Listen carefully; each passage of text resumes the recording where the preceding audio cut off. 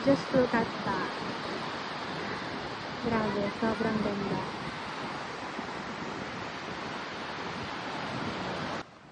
Hi, so if you're going through something right now,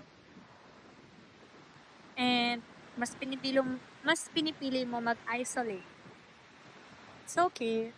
But if kaya mong lumabas, like maglakad ka lang dyan sa labas ng bahay niyo or somewhere na alam mong may makikita kang nature, like trees, or if kaya mong pumunta na malapit na beach sa inyo kahit mag-commute ka, do it. Kasi grabe yung nagagawa pag nakikita mo yung creation ni God.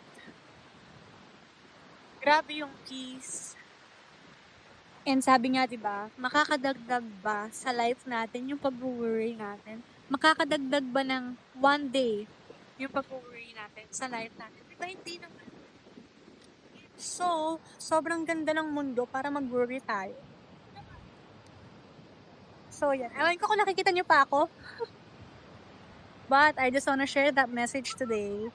If you're going through something right now, it's gonna be okay. It's gonna be better.